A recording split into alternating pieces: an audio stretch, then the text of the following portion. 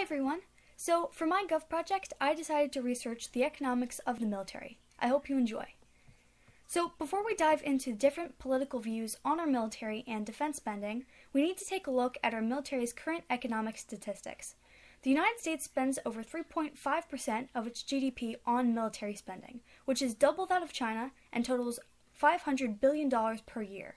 There are 420 military installations in the United States, and these installations train and deploy troops, maintain weapons systems, care for the wounded, and also provide housing, childcare, healthcare, and education to military service members.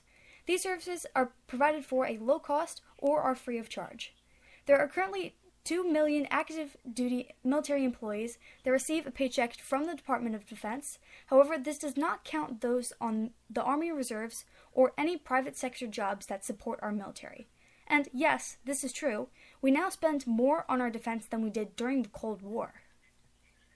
To the right, there are two bar charts that indicate in descending order the top states by total defense spending and the highest defense spending as a percentage of state GDP. Topping the list in both bar charts is Virginia, which houses our nation's capital. In the lowermost bar chart, we find that Hawaii allocates the second highest GDP percentage towards defense spending. Hawaii, specifically Honolulu, holds an important Marine Corps base. Let's look at a few more states. In 2015, Pennsylvania allocated $12.7 billion to defense spending, a total of 1.9% of our state GDP. The state of Virginia spent $53 billion, making up a whopping 11.2% of its state GDP. Texas has similar statistics, but if we look in the key findings column, we see that $136 billion circulated in their state economy due to defense spending, and a further $17 billion went towards defense contract funds. There are also numerous private sector jobs that have been created to support our military. A study done by the Defense Technology Initiative found that New England received over $34 billion in 2011 for defense contracts. There's also a lot of public policy centered around our military, especially regarding veterans. The GI Bill, which was introduced after World War II, still makes it easier for veterans to get an education and adequate housing. The Veterans Benefits Law, which Barack Obama signed into law in 2014, allows veterans to seek private care outside VA facilities. The Uniformed Services Former Spouses Protection Act recognizes the right of state courts to distribute military retired pay to a spouse or former spouse. In our state, we have a program for veterans' real estate tax exemption and some other laws that Mr. Dwayne Milne is about to describe. First question, what's your name? I am Dwayne Milne. So I serve as the state representative for the 167th District of Pennsylvania. Awesome. Okay. And where were you educated? Well, actually, in the Great Valley School District originally, so kindergarten through 12th grade. And then I did my undergraduate work at the College of William & Mary, Virginia, and my PhD is from the University of Delaware. Okay. So, first question, how much of Pennsylvania state budget goes towards the military? The military, in terms of active military, the state budget doesn't do much with that because most of that is federal government.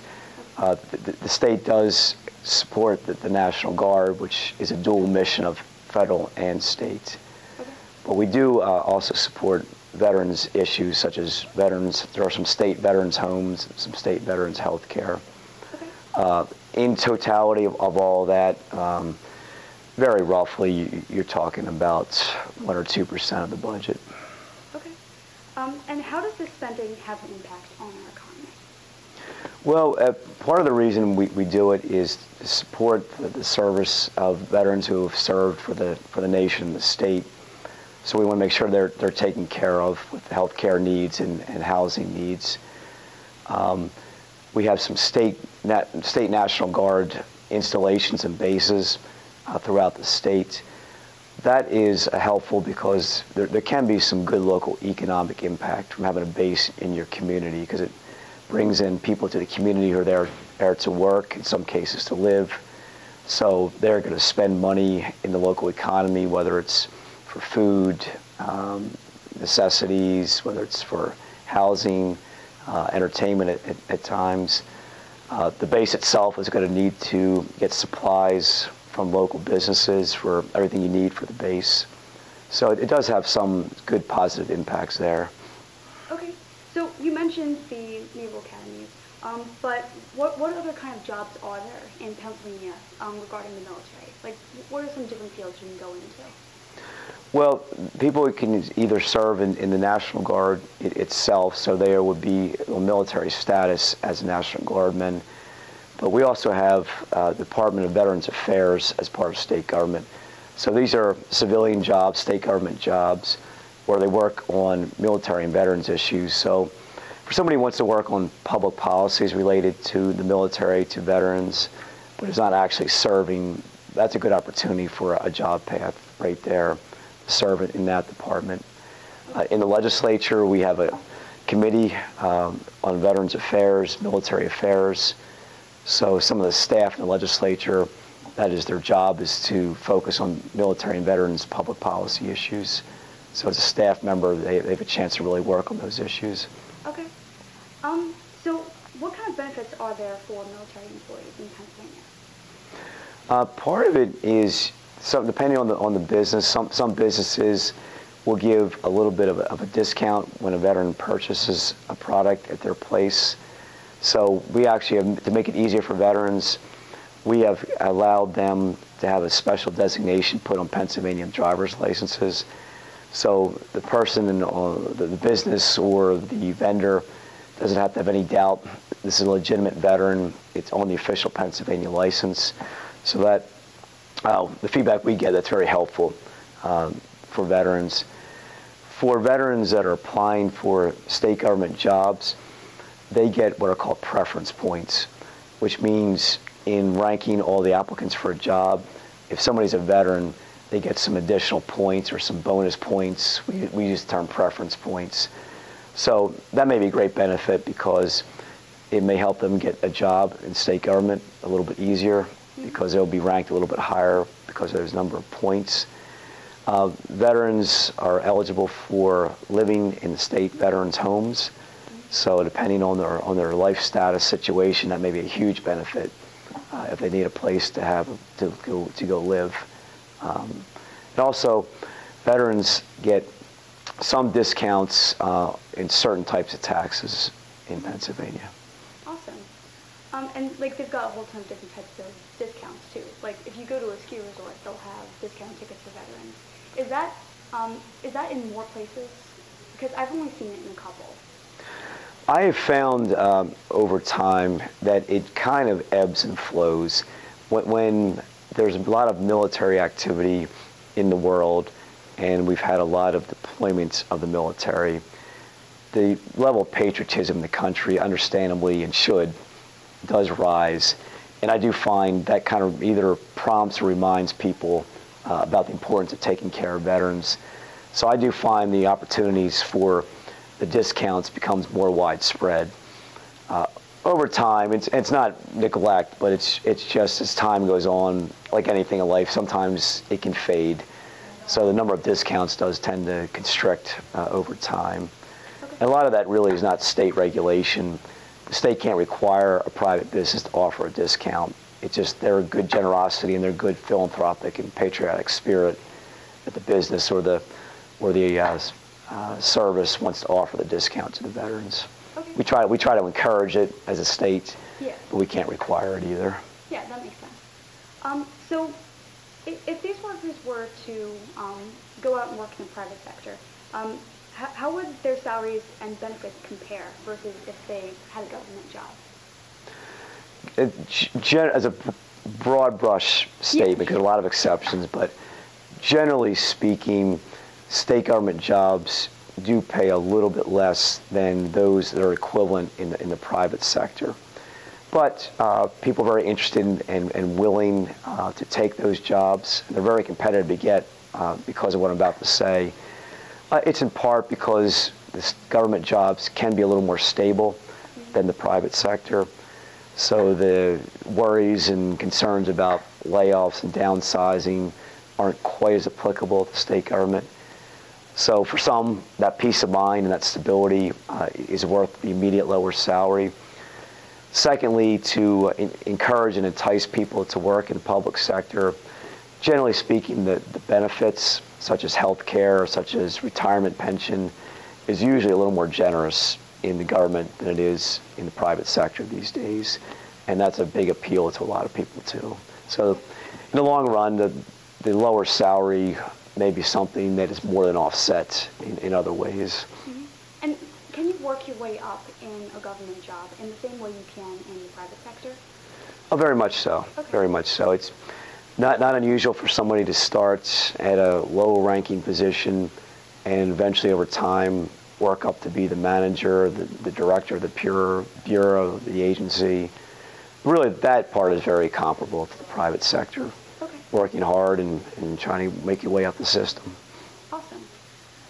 So are there, what are some of the important laws in Pennsylvania for people who are currently serving in the military and also for people who are veterans? Two of the more immediately very significant ones are if somebody is activated out of the reserves, then they're afforded a lot of job protections so they can come back from their deployment and know they will be able to get their job back. That's peace of mind for the military member and their families to know that you're called to serve the state or the country. You're not going to lose your job because of it on the civilian side.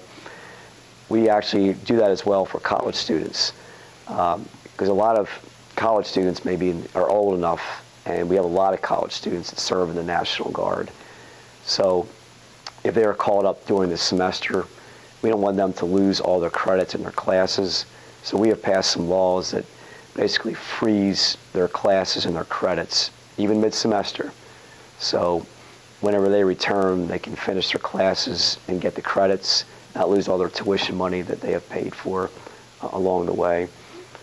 And a lot of the other laws do relate to what I referenced before about certain tax credits veterans are eligible for to help reduce their tax burden a little bit. Okay. All right, well, thank you so much. My pleasure to be here. So why is this important? Because financing our military costs a lot of money. The big question we are going to ask today is, should we decrease or increase military spending? The Republican belief is that we should increase spending, while the Democrats believe we should decrease spending.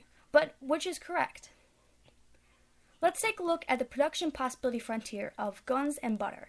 This graph tells us that we could either sacrifice butter to make guns or sacrifice guns to make butter. In North Korea, where 22% of their GDP goes towards the military, they do not have enough butter for their citizens. In Iceland, where 0.1% of their GDP goes towards the military, they have plenty of butter, but not a strong military. Our goal is to find the right GDP percentage where we have a sufficient military, but still have enough butter to feed our citizens. Some of our military spending may be excessive. For instance, we have F-22 Raptors that cost $339 million each. This spending is part of a $62 billion plan to create a fleet of Raptors, which, in car terms, would be equivalent to the cost of 3.1 million Volkswagen Beetles, which is quite a lot. So there are advantages and drawbacks to actually having a military. Having a military ensures that we are safe from other nations. Also, many people have jobs in the military which are known for their stability.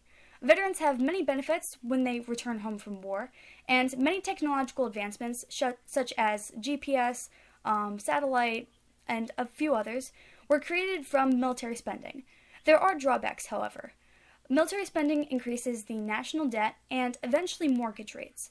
The military also acts as a brain drain, taking the best engineers and pilots from the private sector. And, of course, many lives have been lost in service to our country. The Gallup poll right now shows that 37% of America says that we spend too much on our military, and 20% believe that we spend too little. Everyone else seems to be happy with the current military spending. The graph to the right shows how this public opinion has changed over the years, with gaps between opinions increasing and decreasing. There are many different special interest groups that fight for a say in defense spending, two of them being the Voices for Creative Nonviolence and the Senate Conservatives Fund. Voices lobbies for peaceful negotiation instead of war, and the Senate conservatives lobby for more defense spending. So here's my conclusion about our budget for defense spending. I believe that we're allocating the correct amount of money towards defense. This is because while we spend more money than any other country on our military, it only takes up 3.5% of our GDP. We have enough money to spend on both guns and butter, so we shouldn't change the balance between the two by spending more or less on our defense. Ta-da! Thanks for watching.